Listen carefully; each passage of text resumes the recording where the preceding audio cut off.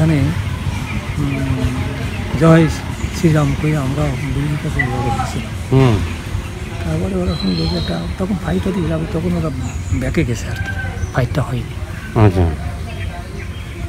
এমনি তবে এর থেকে একটুখানি যাত্রায় তার মানে এখন লোকজনের মধ্যে পরিবর্তন আইসেছে, রাজনৈতিক পরিবর্তন দিকে এইটা হওয়াতে বেশি।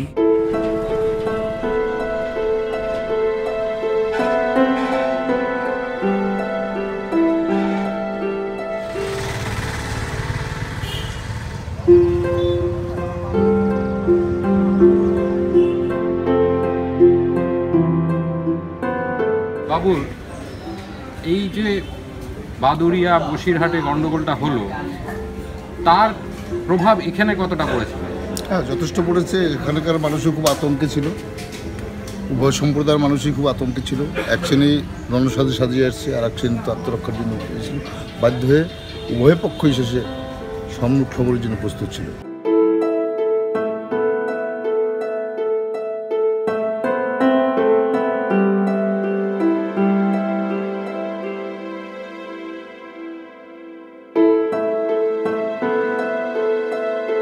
বর্তমান যে ক্ষমতাসীন দল এবং সেই দলের যে মুখ্যমন্ত্রী মমতা ব্যানার্জি একদম লাগামহীন তোষণের জন্য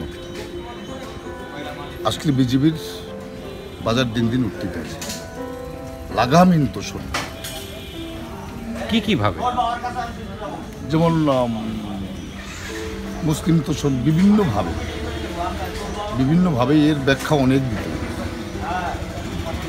তো সেটা কি আস্তে আস্তে সেটা কি মানে হিন্দুদের মধ্যে কোনো? হ্যাঁ, এইটাই হিন্দুদের মধ্যে একটা প্রতিক্রিয়া সৃষ্টি হচ্ছে যে ধর্মনিরপেক্ষ ভারতবর্ষে একটা শ্রেণীকে তোষণ করে একেবারে মাথায় তুলে দেবে, আর একটা শ্রেণীর কোনো দাম নেই।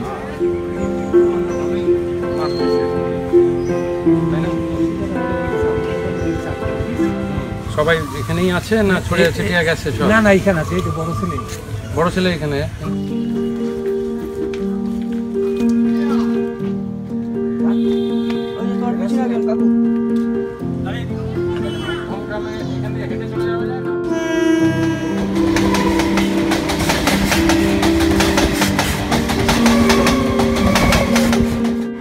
এইসব মাথা ঘামিয়ে কোনো লাভ নেই। যেটা হচ্ছে দেখে যাও, যা হচ্ছে শুনে যাও, কোনো অসুবিধা নেই। কেননা আবার তারা খান, এই যে বাবারা তারা খেয়ে এসছে, খাবো আবার গিয়ে।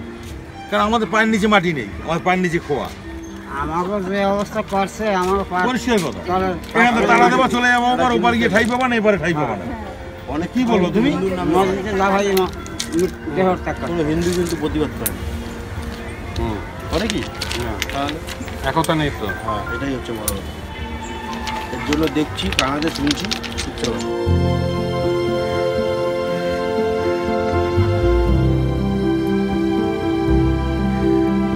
কিছুই করতে পারি না আমরা। একটা বলতে গেলে এখানে একটা মুসলমানের গায়ে যদি আমরা একটা হাত দেই, তাই সাইডকে ধরে ওর উপরে সরকার, তা আমরা কোথায় যাব?